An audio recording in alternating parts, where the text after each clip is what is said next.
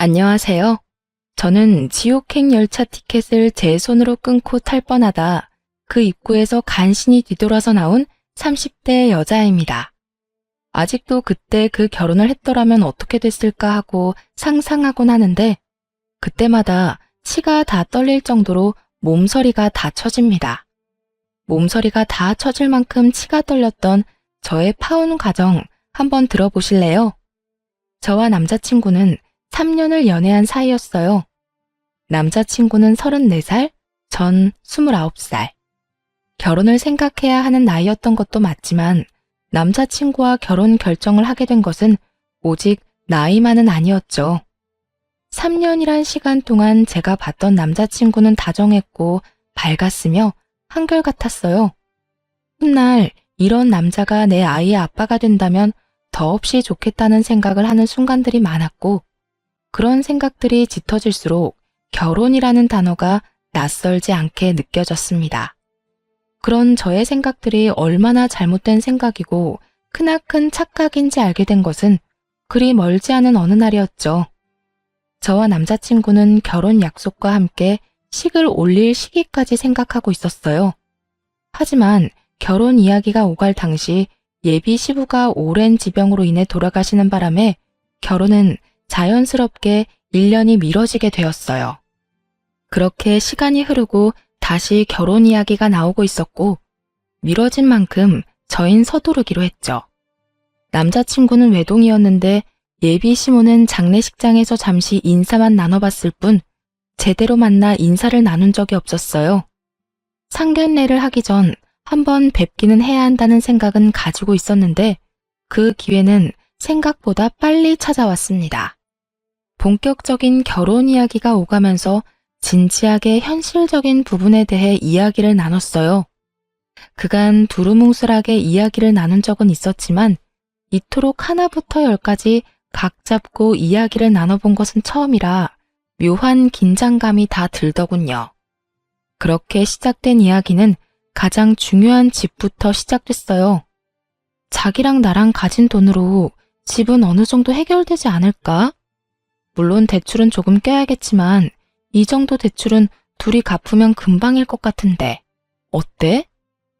괜찮긴 한데 사실은 우리 엄마가 신혼집으로 미리 마련한 집이 있다고 하시더라고. 자기만 괜찮다면 거기는 어때? 아, 정말? 집을 사서 오라는 것도 아니고 사두신 집이 있다는데 뭘 물어. 그냥 감사합니다 하고 들어가서 살면 되지. 그러면 내가 가정가구 마련하면 되지? 남는 돈은 어머니 드리든가 하자. 그러면 일단 집부터 좀 봐야겠네. 분위기도 좀 봐야 하고. 수리할 곳이나 인테리어 필요한 곳 있으면 미리미리 해야 하니까. 아무래도 그렇겠지. 그러면 내가 엄마한테 정확한 위치 물어볼게. 사실 나도 자세히 못 들어서 정확한 위치는 몰라서 말이야. 응. 그러면 저녁에 연락해줘. 그렇게 저흰 집은 미뤄두고 다른 이야기를 나누며 의견을 조율해갔고 생각보다 그 과정은 순조로웠어요. 결혼이 미뤄진 1년 동안 알게 모르게 나눴던 이야기들이 있어서도 그랬고 웬만한 부분은 모두 저에게 맞춰주려 남자친구가 노력한 덕분도 있었죠. 만족스러운 대화를 끝내고 집으로 돌아와 있으니 남자친구에게 연락이 왔고 돌아오는 주말에 예비 시모와 함께 집을 보러 가자더군요. 그렇게 약속된 주말이 왔고 만나기로 한 카페로 갔더니 오기로 한 남자친구는 보이지 않고 남자친구와 똑 닮은 예비 시모만 절 기다리고 있더군요. 어찌나 닮았는지 한 번도 본 적이 없던 예비 시모를 한눈에 알아봤고 예비 시모 역시 저를 사진으로 많이 봤던 터라 저를 보며 미소를 지어 보이더군요. 그렇게 저흰 헤매는 일 없이 서로를 마주하게 되었고 남자친구도 없이 예비 시모와 본격적인 인사를 나누게 되었어요. 그때 장례식장에서 보고 긴가민가 했는데 만나서 반갑네. 사진보다 실물이 훨씬 예쁘구나. 아니에요. 어머님이야말로 너무 아름다우신걸요? 어쩌면 이렇게 동안이세요?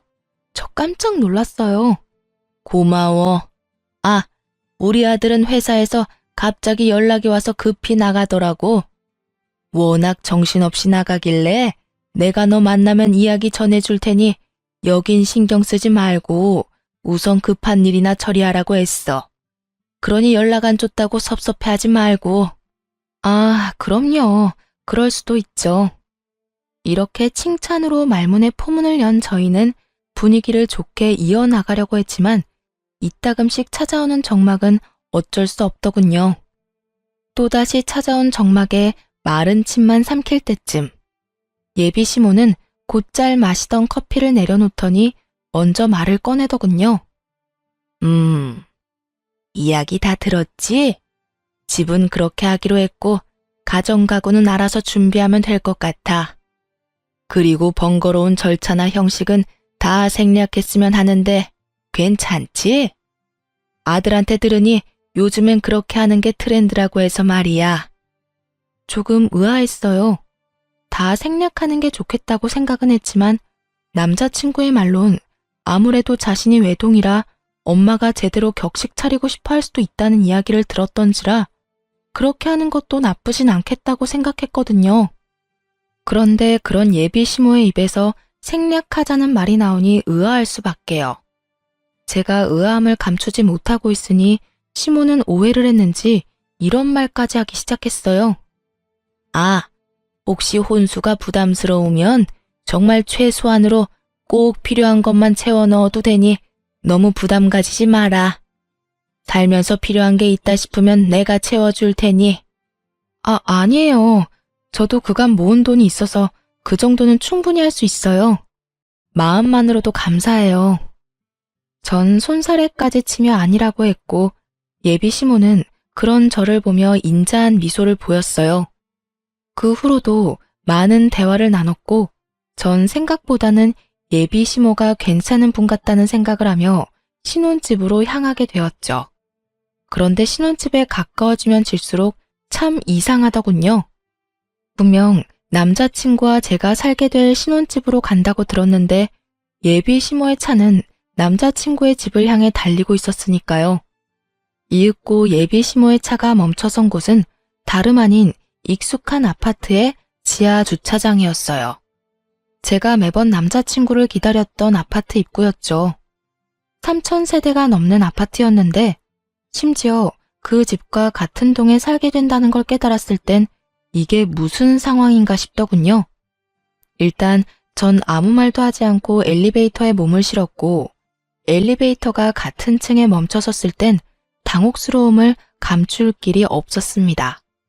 그런 제 표정을 본 시모는 걱정하지 말라는 말과 함께 이렇게 말하더라고요. 아, 무슨 생각하는 줄 알겠는데 같이 사는 건 아니니까 그런 걱정은 하지 마렴. 이렇게 말한 시모가 빙그르 웃으며 바로 옆집의 문을 여는데 솔직히 지금 뭐 하자는 건가 싶더라고요. 이건 거의 같은 집에 산다고 봐야 무방하지 않을까요? 같은 아파트, 같은 동인 것도 모자라 옆집이라는 사실을 정말 남자친구가 몰랐을까 하는 생각과 함께 이 난관을 어떻게 헤쳐나가야 하나 당황스럽기만 했죠. 사실 혼자 되신 지 1년밖에 되지 않는 예비 시모를 생각해 신혼집은 되도록이면 예비 시댁에서 가까운 곳에 마련하는 것도 괜찮겠다는 생각은 했었거든요. 하지만 그건 어디까지나 가까운 곳이지 이렇게 같이 살다시피 하는 곳은 전혀 아니었어요. 그렇게 정신을 차려보니 집 아니었고 도저히 표정 관리가 되지 않았던 저는 일단 화장실에 도망치다시피 들어와 버렸어요. 거울을 보니 제 표정이 정말 가관이더군요. 그 순간 배에서 익숙한 고통이 느껴지며 직감적으로 한 달에 한 번 걸리는 마법의 날이 시작됨을 알게 되었어요. 하필 가방은 거실에 두었고 얼른 가방에 넣어둔 위생용품을 찾기 위해 조용히 화장실 문을 열고 나갔죠. 거실 쪽 베란다에서 창밖을 바라보며 예비 시모가 통화를 하고 있더군요. 중요한 전화라 굳이 베란다에서 통화하나 보다 싶어 조용히 가방만 꺼내가려고 했는데 그 순간 아들이라는 단어를 듣고 저도 모르게 귀를 쫑긋 세우고 말았어요. 아들, 그렇지 않아도 집 보여주고 있어. 반응? 어쩌기는 뭘 어때? 내 생각대로 입이 찢어지게 좋아하고 있어. 뭐, 집도 넓고 좋으니 자기가 안 좋아하고 배겨? 아파트 단지로 들어서고 난 후 입이 찢어지게 좋아하기는커녕 미소 한 번 보인 적이 없었는데 어떤 모습을 보고 저딴 이야기를 전하는지 모르겠더군요. 그 이야기만으로도 충분히 어이가 없는데 더 어이없는 말들이 제 귀에 들리기 시작했어요. 애까지 있게 시댁 옆이라고 싫어하면 어쩔 거야? 너희 결혼한다고 진작 소문 다 나지 않았니? 그래, 그러니까. 그렇게 소문 다 난 마당에 파혼이라도 해봐라. 누구 손해일 것 같아? 남자는 아무 문제 없어도 여자는 그렇지도 않아. 온갖 추잡한 소문은 다 끌어안고 살아야 할 텐데 자기가 결혼 안 하고 배기겠어? 아우, 그리고 아들, 넌 도대체 눈이 어디 달린 거니? 여자 보는 안목 좀 키울 순 없어? 이 엄마는 얼굴 보고 깜짝 놀랐다. 명색에 우리 집 며느리 된다는 애 꼴이 그게 뭐야 도대체? 생긴 거는 꼭 여우처럼 생겨서는 입고 온 옷, 손에 쥔 가방, 신고 있는 신발까지 뭐 하나 제대로 된 것이 없던데? 걔 어느 정도 사는 집 애는 맞아. 그런데 왜 그렇게 후줄근하게 다녀? 엄마 창피해서 혼났어. 놀라움의 연속이었지만 이 정도에서 끝이 났다면 제가 이곳에 사연을 보내는 일은 없었겠죠. 네, 예비 시모의 말은 이것이 끝이 아니었어요. 입이 제대로 풀린 시모는 가쁜 숨을 고르더니 또다시 한바탕 쏟아내기 시작하더군요. 네가 좋다고 하니 일단 결혼은 허락하는데 1, 2년 여기서 살다가 합가하겠다고 한 약속이 잊지 마라. 그때 되면 내가 무슨 이유를 갖다 붙여서라도 합가시킬 거니. 저의 꼴을 보아하니 훗날 태어날 우리 손주 교육이나 제대로 시키겠나 싶어서 그래. 그것뿐이겠니? 우리 손주도 자기처럼 없어 보이게 입히고 키울 거 아니야. 내가 그 꼴을 어떻게 보니? 그러니 너도 그런 줄 알고 그때 가서 군말할 생각도 하지 마. 일단 네 말대로 맨몸으로 와도 아무 상관없다는 식으로 말도 흘렸고 분위기도 좋게 만들어놨으니 결혼해서 저 물건 꽉 잡고 산다는 약속이나 지켜. 아, 그리고 내가 어떤 시집살이를 시키든 상관하지 않겠다는 약속도 잊지 마려무나. 그 약속 믿고 결혼 허락한 거니까. 휘몰아치는 말들을 들으며 전 어찌해야 할 바를 몰랐고 정신을 차려보니 예비 시모와 헤어지고 저의 집 제 방이더군요. 전 이해가 되지 않았어요. 제가 무슨 잘못을 했다고 저를 그리 미워하는 건지. 아니, 애초에 장례식장에서의 그 짧은 만남을 제외하곤 인사한 건 오늘이 처음이었는데 제 모든 것이 싫다고 할 만큼 미움받을 틈이 있었나 싶더군요. 전 곱씹고 또 곱씹어도 저에겐 어떤 잘못도 없었고 생각하고 또 생각해도 이건 아니라는 생각이 강하게 들었어요. 그렇게 한참을 생각에 잠겨 있는데 엄마가 조심스럽게 제 방으로 들어오더라고요. 걱정이 가득한 표정의 엄마. 당연했어요. 집을 보고 오겠다며 신나서 나간 딸이 넋이 나간 것도 모자라 잔뜩 굳은 표정으로 돌아왔으니 말이에요. 딸, 오늘 집 보고 온다더니 무슨 일이 있었던 거야? 아무리 남자친구와 제가 하는 파혼이라 할지라도 혼자 할 결정은 아니라는 생각이 들었던 저는 제가 듣고 본 모든 사실을 엄마에게 말해주었고 제 말을 다 들은 엄마는 격분하기 시작했어요. 아니 뭐 그런 집구석이 다 있어? 어떻게 된 집구석이면 결혼을 하기도 전에 남의 집 귀한 딸을 합가시킬 계획까지 세우고 있냐고. 뭐? 시집살이? 자기가 뭔데 내 딸한테 시집살이를 시켜? 그니까 나도 깜짝 놀랐어. 카페에서 이야기 나눌 때까지만 해도 전혀 그런 사람이 아니었거든? 그런데 남자친구랑 통화하면서 그런 말을 하는데 순간적이지만 같은 사람이 맞나 하는 생각까지 들었어. 그 애미의 그 아들이란 말이 이런 경우에 쓰는 말인가 보다. 자기 엄마가 그런 생각을 하면 뜯어말릴 생각을 해야지 한 가정의 가장이 되겠다는 놈이 좋아서 같이 짝짝꿍하는 꼴이라니. 너 이 결혼 안 할 거지? 아무리 생각해도 아닌 것 같아. 그래, 이혼보단 파혼이야. 요즘 세상의 파혼은 흠도 아니야. 동거하다 찢어지는 사람들도 수두룩인 세상에 파혼이 무슨 흠이나 되겠어? 알고 있어. 그런 걱정은 하지도 않았고. 그래. 아휴, 파혼할 때 하더라도 상견례 자리는 마련해. 그 뻔뻔한 여자 얼굴은 한번 봐야겠으니. 파혼까지 하는 마당에 굳이? 왜 그런 시간 낭비를 해야 해? 시간 낭비되지 않게 알찬 시간 보내고 올 거니까 넌 잔말 말고 자리나 마련해. 그 순간 엄마의 눈은 반짝이고 있었고 전 엄마의 말대로 상견례 약속까지 잡게 되었어요. 상견례 날이 다가오고 모든 사실을 전해들은 아빠가 역정을 내며 그 집구석 박살을 내버리겠다고 한바탕 난리가 났더랬죠. 딸바보 아빠가 제 앞에서 그렇게 화낸 걸 본 적이 없었는데 엄마의 눈빛에 다시 순한 양이 되어선 엄마와 저만 상견례 자리로 향하게 되었죠. 아빠가 참석하지 않은 사실을 당일에야 알게 된 예비시모는 눈에 보일 정도로 인상을 찌푸리고 있었지만 그 온화한 말투는 잃지 않고 있더군요. 엄마는 예비시모의 모든 말들을 건성으로 대답한 채 주문을 했고 주문을 마친 엄마는 준비한 말들을 쏟아내기 시작했어요. 애들 신혼집 이야기는 들었습니다만 제 생각엔 34평은 좀 작은 것 같네요. 그러지 말고 이렇게 하는 건 어떨까요? 저희도 놀고 있는 집이 한 채 있는데 그 집에서 애들 시작하게 하는 걸로요. 엄마는 손을 닦고 있던 물수건을 내려놓으며 말했고 시모는 당황한 듯 눈썹을 들썩이며 답을 하더군요. 예? 34평이면 둘이 살기엔 부족함이 없을 텐데요. 아니 평수는 떠나서 위치도 좋고 집값도 꽤 나가는 곳이라 미리 받아두면 애들 앞으로 사는데도 도움이 될 겁니다.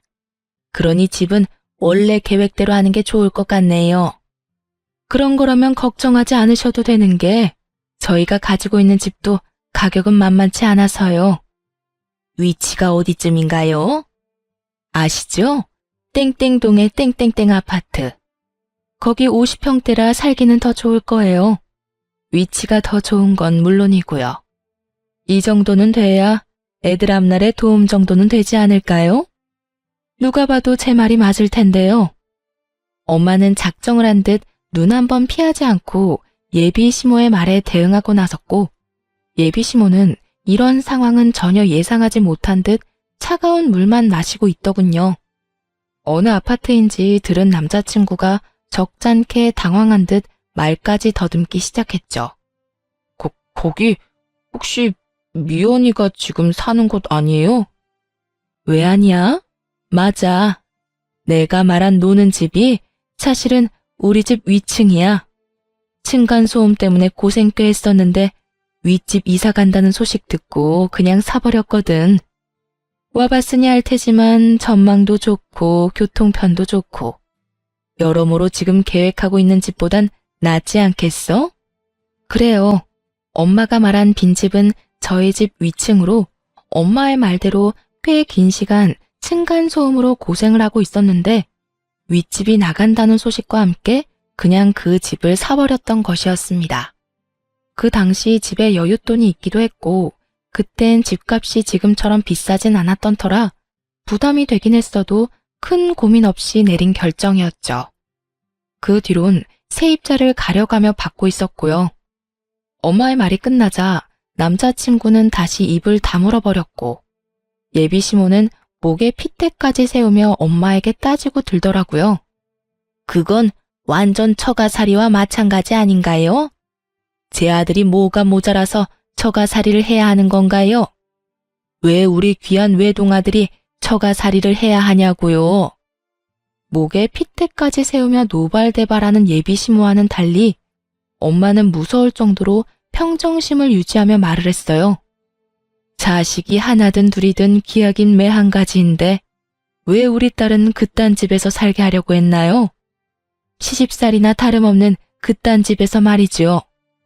엄마의 말에 예비시모는 코웃음을 치며 이렇게 말하더군요. 그거야 남자하고 여자하고 같나요? 여자는 시집 오면 죽어서도 시댁 귀신인데 당연히 시댁 가까이 있어야 하는 거 아닌가요? 그리고 양가 부모님 다 계시는 그쪽 상황과는 달리 전 작년에 애 아빠도 떠나보내고 저 혼잔데 그 정도 욕심 정도는 좋게 봐주실 수도 있잖아요. 예비 시모는 말이 끝나자 남자친구는 머리를 긁적이며 자기 엄마 편을 들고 나서더라고요. 그래요, 장모님. 아버지 돌아가신 지도 얼마 안 돼서 한동안은 제가 가까이에서 지내고 싶어요. 그러니 조금만 이해 부탁드립니다. 제가 장모님 소중한 딸 귀히 여기고 아끼며 잘 살겠습니다. 귀히 여긴다는 말을 듣고 있는데 저도 모르게 피식 웃음이 터져나오고 말았어요. 귀히 여겨? 한동안? 너는 한동안이 한평생이야? 1, 2년만 살다가 너희 집으로 합가할 거란 말은 왜 쏙 빼? 내가 싫든 좋든 무조건 합가할 계획까지 다 세웠잖아. 그게 무슨 말이야? 합가라니. 그런 계획은 세운 적도 없고 생각해 본 적도 없어. 뻔히 다 알고 있는데 절대 아니라고 발뺌을 해대는 남자친구를 향해 무서운 표정을 한 엄마가 또박또박 큰 소리로 말했어요. 절대 아니라고 하니 우리가 말하는 집에 들어와서 살아도 상관없지. 사돈 될 집이나 남편 될 놈이나 하고 있는 꼴을 보니 내가 안 되겠다 싶어서 그래. 가진 건 쥐뿔도 없으면서 거치장 하는 데만 정신이 팔려서는 내가 딱 보아하니 집안 거덜내는 건 시간 문제일 것 같아서 그래. 아, 그리고 앞으로 태어날 손주도 걱정이지. 그딴 집에서 애 교육이나 똑바로 하겠어? 아무래도 걱정되어서 내가 옆에다 끼고 키워야지 원. 둘은 익숙한 말을 그대로 돌려받은 후에야 비로소 그때 제가 듣고 있었던 걸 눈치챘더라고요. 남자친구는 안절부절 못하고 제 눈치를 살피는 반면 시모는 붉어진 얼굴로 저를 쏘아보며 묻더군요. 다 들었던 거니? 네, 공교롭게도 다 들어버렸네요. 시집살이를 호되게 시킨다는 말까지 다 들어버렸는데 어쩌죠? 전 추호도 그 호되다는 시집살이를 당해줄 생각 따위는 없어서요. 이 흉한 년, 어디서 보고 배운 것 없이 남의 통 하나 엿들어? 하여튼 이래서 가정교육이 중요하다니까. 예비 시모는 욕설까지 섞으며 저에게 화를 내기 시작했고 그런 모습을 그냥 두고 보고만 있을 저희 엄마가 아니었습니다. 생긴 대로 논다더니 천박하게 생겨서는 말하는 꼴도 생긴 그대로네. 어디선 연자를 입에 올려? 뭐? 천박? 너 말 다 했어? 난 더는 당신 같은 천박한 사람이랑 말 섞고 싶지 않은데 어쩌지? 너 이제 어떻게 할 거야? 내 딸이랑 결혼할 거야 말 거야? 엄마는 궁시렁대고 있는 예비 시모를 무시한 채 남자친구에게 물었고 우물쭈물 눈치만 살피던 남자친구는 고개를 푹 숙인 채 이렇게 말하더군요. 장모님 뜻에 따르겠습니다.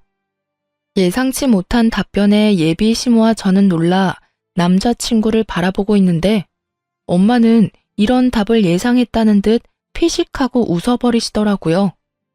놀란 것도 잠시 예비 시모는 남자친구를 붙잡고 닥달하기 시작했고 남자친구는 여전히 고개조차 들지 못하고 있었어요.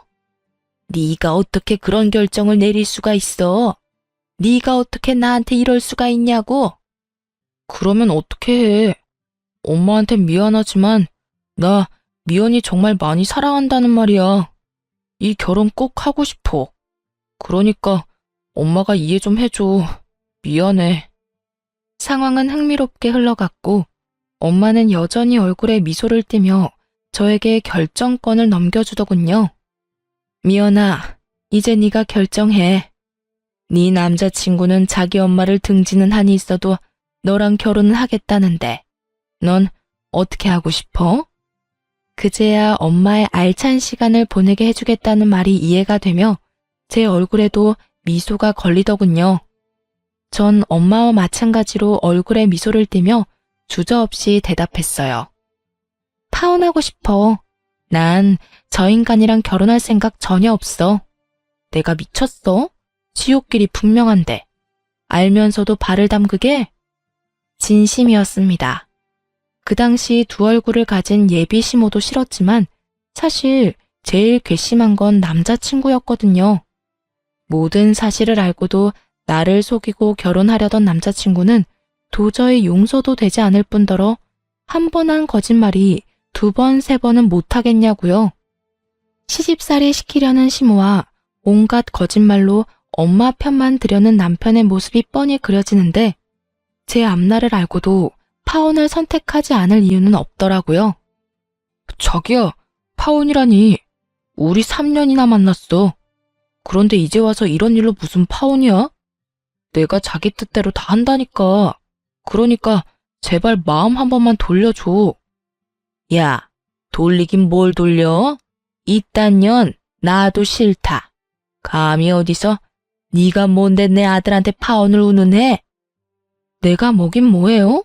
이 파혼의 당사자죠. 그러니까 아줌마보단 내가 파혼을 입에 올리는 게 좀 더 당연한 일이 아닐까요? 그리고 아줌마, 나도 싫어요. 나도 아줌마같이 몰상식한 사람이 내 시어머님이 되는 거 죽기보다 끔찍하다고요. 뭐? 아줌마? 끔찍해? 너 지금 말 다 했니? 다 하진 않았는데 그만하려고요.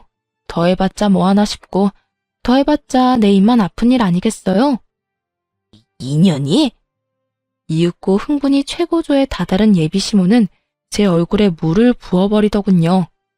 차가운 물이 제 얼굴을 적시고 물이 한 방울씩 뚝뚝 떨어지던 그때 이때껏 단 한 번의 흥분도 하지 않고 평정심을 유지하던 엄마가 그 자리에서 벌떡 일어나 똑같이 물을 끼얹으며 소리를 질렀어요.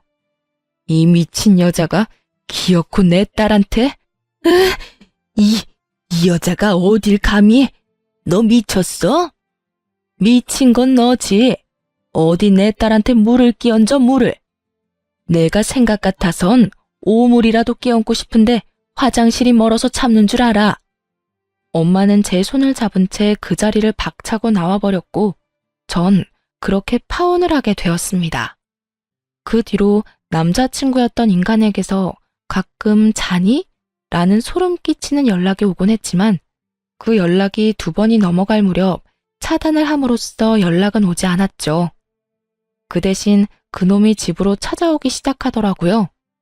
대꾸도 하지 않으면 찾아오지 않겠거니 했는데 끈질긴 전 남자친구 놈은 하루 이틀도 아닌 일주일을 찾아오더군요. 그쯤 되자 지긋지긋한 것을 넘어 미칠 지경이더라고요. 1초도 마주하고 싶지 않은 인간이 하루 중 제일 기쁜 저의 퇴근길을 망치고 있었으니까요. 일주일을 넘기던 날, 전 이대로는 안 된다는 생각이 들었고, 제 팔을 붙잡고 매달리는 전 남자친구를 마지막으로 상대해 주기로 결심했죠. 할 말 있으면 빨리 해. 나 피곤하니까. 미연아, 드디어 내가 보이는 거야? 나한테 다시 기회 주는 거야? 기회를 주는 게 아니라 다신 찾아오지 말라고 마지막으로 들어주는 거야. 그러니 할 말 있으면 빨리 해. 미연아, 우리 정말 이렇게 헤어질 거야? 정말 이대로 끝낼 거야? 그러니까 제발 찾아오지 마. 부탁이야. 그 순간 갑자기 무릎까지 꿇고 애걸복걸하며 지저분하게 굴더라고요. 그래서 저는 당장 그 사람 엄마에게 전화를 걸었어요. 어머, 네가 웬일이니? 나한테 전화를 다 하고. 행여나 잘못했다고 빌 생각이면 하지 말거라. 네가 이제 와서 울고불고 빈다 해도 난 너 받아줄 생각 없다. 저도 그럴 생각은 없고요. 얼른 와서 그 잘난 아들 좀 데리고 가세요. 어딘지는 알죠? 일주일을 넘게 와서 무릎까지 꿇고 울고불고 비는데 정말 미칠 지경이라고요. 저의 말에 전화를 끊어버리고는 정말 비행기라도 타고 온 것인지 순식간에 모습을 드러내더군요. 너 당장 못 일어나? 이게 도대체 무슨 꼴이야? 네가 뭐가 부족해서 이딴 애한테 무릎까지 꿇어? 무슨 소리를 하든 전 남자친구는 미동도 없이 앉아 있었고 이윽고 아줌마의 비난은 저를 향하고 있었어요. 네 년 때문이야. 내 아들이 이렇게 망가진 건 다 네 년 때문이라고. 제가 정말 단 하나도 이해가 되지 않아서 그러는데 왜 이 모든 게 내 탓이 되는 걸까요? 내가 이 사람 불렀어요? 내가 이 사람 강제로 무릎이라도 꿇렸어요? 난요, 연락 받는 것도 싫어서 차단까지 했는데 직접 그것도 일주일씩이나 찾아와서 구질구질하게 매달린 건 이 사람이라고요. 인연이 오늘 너 죽고 나 죽자. 내가 너 오늘 가만 안 둘 거야. 온갖 고상이란 고상은 다 떨어대던 전 예비시모는 고함을 지르며 제 머리채를 휘어잡았고 파혼도 했겠다. 더는 참고 있을 필요가 없었던 저 역시 인정사정 없이 그 머리채를 잡아버렸어요. 개판도 그런 개판이 없었죠. 딸뻘 되는 제 머리채를 잡은 아줌마나 엄마뻘 되는 아줌마의 머리채를 잡은 저나 남들이 보기엔 독인 개긴인 상황이었습니다. 몸으로 번져버린 저희의 싸움에 전 남자친구가 일어나 말려봤지만 흥분한 두 여자를 뜯어내기엔 역부족이었고 계속된 싸움에 결국 집에 있던 엄마까지 뛰어나오게 되었어요. 엄마의 목소리가 들리자 저는 그 아줌마의 손을 확 꺾어버리며 바닥으로 밀쳐버렸어요. 그 순간 엄마가 고이 들고 온 양동이를 두 사람에게 붓고는 이렇게 말했어요. 내가 경고했지? 오물을 뿌리고 싶은 걸 겨우 참고 있었다고. 그 양동이는 저희 집 강아지가 싼 소변 패드를 푹 담아놓은 오물이었어요. 엄마는 결국 바라던 대로 오물을 두 사람에게 끼얹어 버렸고 오물을 뒤집어 쓰게 된 두 사람은 고함을 지르더군요. 이게 뭐야? 엄마, 이거 오줌 찌른 애 아니야? 왜 아니야? 이 여자가 진짜 미쳤나? 왜 사람한테 오줌물을 뿌려? 두 사람의 표정과는 상반되게 엄마는 승리에 취한 표정을 짓고 있었고 제 손을 꽉 잡으며 이렇게 말하더군요. 그러게, 왜 찾아와서 이 난리야? 내 딸이 싫다는 말 못 들었어? 내 딸이 우스워? 네 딸이 얼마나 질질 흘리고 다녔으면 내 아들이 이랬겠어. 앞으로 딸 관리 좀 잘하란 말이야. 이런 일 없게. 이 무슨 억지스러운 말인지 모르겠더군요. 투명인간 취급을 해도 찾아와서 귀찮게 군 인간이 누군데 저딴 말을 짓거리는 건지.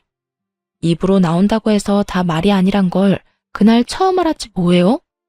더불어 사람 입에서도 개소리를 할 수 있다는 사실도요. 엄마는 코웃음을 치며 말했습니다. 까고 있네 정말. 내가 웬만하면 상스러운 말 쓰기 싫어서 참고 또 참았는데 너 같은 건 욕 없인 대화가 안 되겠네. 야, 이 미친년아, 정신 차려. 내 딸이 흘린 게 아니라 네 아들이 내 딸 못 잊어서 미쳐 날뛰는 거야. 알겠어? 그러니까 네 아들 다리 몽둥이를 꺾어버리든 누나를 뽑아버리든 그건 알아서 하고 불구를 만들어서라도 우리 눈앞에 보이지 않게 해. 다시 한번 내 딸 앞에 얼씬거리는 날엔 경찰에 신고할 테니 그런 줄 알아. 엄마는 욕이라곤 모르는 사람인 줄 알았는데 생각보다 엄마의 욕은 화려했고 경고는 강했어요. 그 이후 그 인간들의 소식은 들을 수도 없었으니까요. 그렇게 5년이란 시간이 흘렀어요. 그동안 저는 좋은 사람을 만나 결혼도 하고 이제 300일이 되어가는 딸을 키우며 그 누구보다 행복하게 살아가고 있었어요. 그런데 얼마 전 딸이 감기에 걸려 동네 인기 있는 소아과에 딸과 함께 방문하게 되었어요. 진료를 기다리며 딸을 보고 있는데 소아과 문이 열리더니 익숙한 두 사람이 들어오더군요. 네, 맞습니다. 익숙한 두 사람은 5년 전 시모가 될 뻔했던 여자와 남편이 될 뻔했던 남자였어요. 두 사람은 100일이 갓 넘어 보이는 아기와 함께였는데 표정이 좋아 보이진 않더라고요. 사실 지금의 남편과 결혼할 때 딱 한 가지 고민이 있었어요. 그 사람이 신혼집으로 본인이 살던 집에서 시작하자고 말했는데 하필이면 예전 제 시댁이 될 뻔했던 집과 정말 가까웠거든요. 하지만 설마 마주칠까 하는 마음이 있기도 했고 마주친다 한들 이미 끝난 사이인데 무슨 상관이냐 싶어 고민 끝에 그냥 살기로 한 것이었는데 다른 곳도 아닌 소아과에서 마주칠 줄은 꿈에도 몰랐던 거죠. 두 사람은 저를 발견하지 못한 듯 서로에게 언성을 높이며 대화를 하고 있더라고요. 이게 뭐야? 일도 제대로 못하고. 이게 다 엄마 때문이야. 이게 왜 또 내 탓이야? 엄마 말처럼 멍청한 애 찾아서 결혼했으면 잘해주기라도 했어야지. 설득하는 것도 아니고 강제로. 그것도 애 낳자마자 합가라니 나 같아도 싫겠다고. 거기에다 출산한다고 몸도 성치 않는 사람 그렇게 쥐잡듯이 잡으니 걔가 안 도망가고 버텨? 나라고 그럴 줄 알았겠니? 애도 낳았겠다. 애 위해서라도 참고 살 줄 알았더니 그리고 말은 바로 해라. 멍청하기는. 멍청한 애가 이혼할 때 위자료를 그렇게나 뜯어간다니? 애도 딱 주고 가는 거 봐. 보통 내기가 아니라고. 넌 어떻게 그딴 애를 데리고 와서는 아휴, 너 때문에 이 나이에 이게 무슨 고생이야? 누구 탓을 하는 거야 지금? 좋은 베이비시터 구하면 뭐하냐고. 들어오는 족족 엄마가 구박을 그리 해대는데 누가 버텨? 이제 소문 쫙 나서 웬만큼 돈 올려준다고 해도 안 온다고 하더라. 어떻게 할 거야?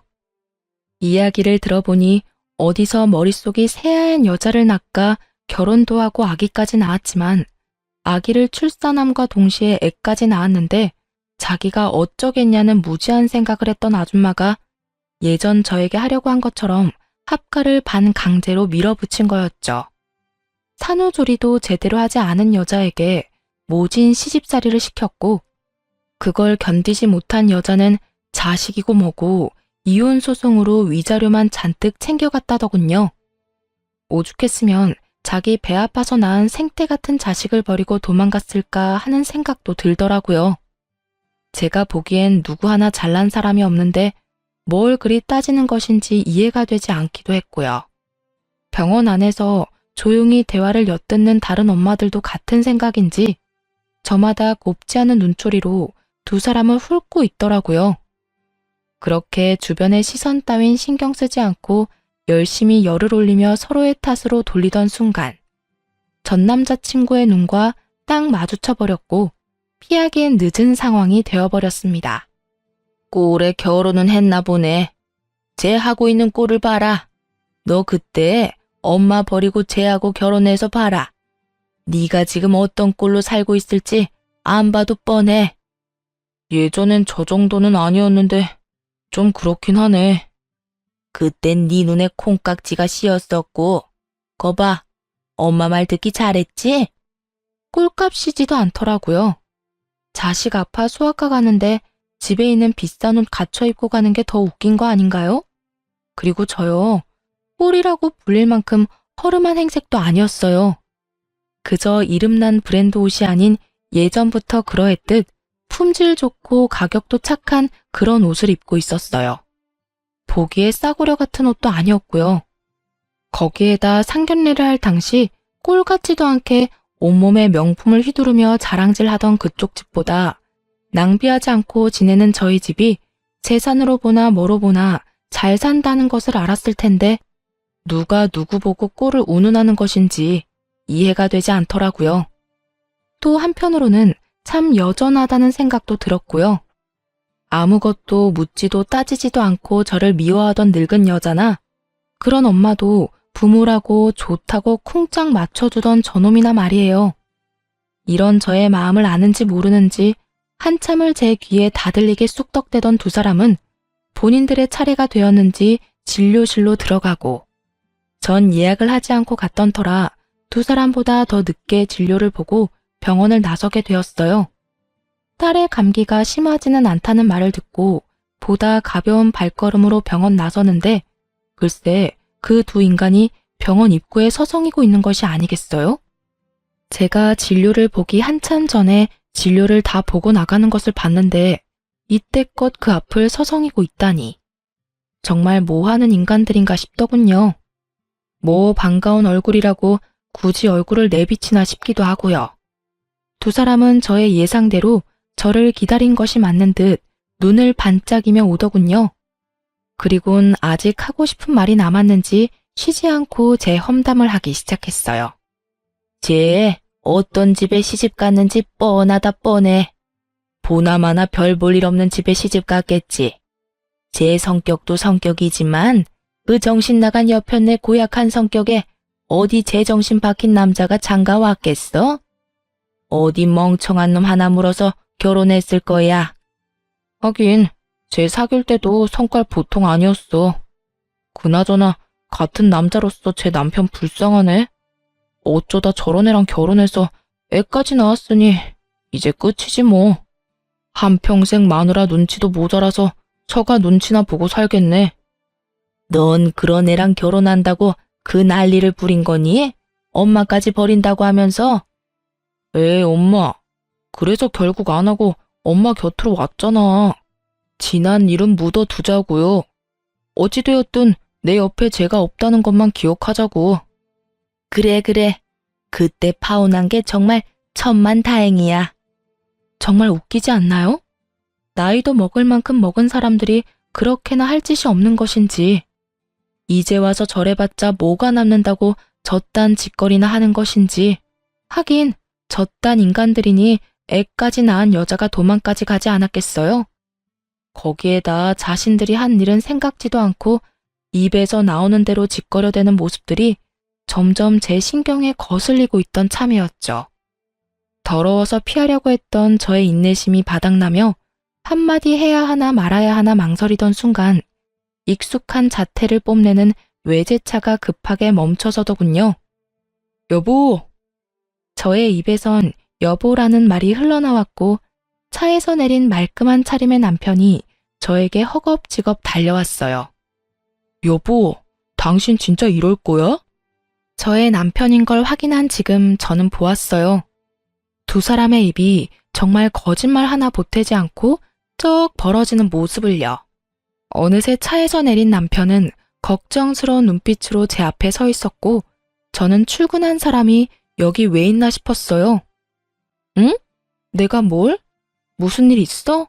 여긴 어떻게 왔어? 무슨 일 있지? 병원 갈 거면 나한테 말하라고 했잖아. 내가 같이 간다고. 왜 혼자 왔어? 병원이 천리말리 있는 것도 아니고 걸어서 충분히 올 수 있으니까 그냥 왔지. 그나저나 당신 오늘 이혼 상담 있다고 하지 않았어? 중요한 분이라고 준비 오래 했었잖아. 그건 어떻게 하고 여길 와? 지금 그깟 클라이언트가 중요해? 우리 집 두 여자가 나도 없이 병원에 갔다는데 어쩐지 장모님한테 전화드리고 싶더라니. 장모님한테 당신 병원 갔다는 말 듣자마자 상담 다 미루고 왔어. 네, 제 남편은 보시다시피 팔불출이고 꽤 능력 있는 변호사예요. 오늘 중요한 분과 상담이 있다길래 일부러 아무 말도 하지 않고 딸과 함께 병원에 왔던 것인데 남편이 결국 알고 득달같이 쫓아왔던 것이었어요. 남편은 자연스럽게 저의 품에 있던 딸을 받아 안았고 곁눈질로 두 사람을 보니 여전히 벌어진 입을 다물지 못하고 있더군요. 그랬겠죠. 두 사람은 제가 변변치 못한 남자랑 결혼해 대접, 대우 이런 것은 꿈도 못 꾸고 그저 애 하나 보고 사는 그런 불행한 꼴을 기대하고 있었던 것 같은데 제가 이리 사랑받으며 살고 있으니까요.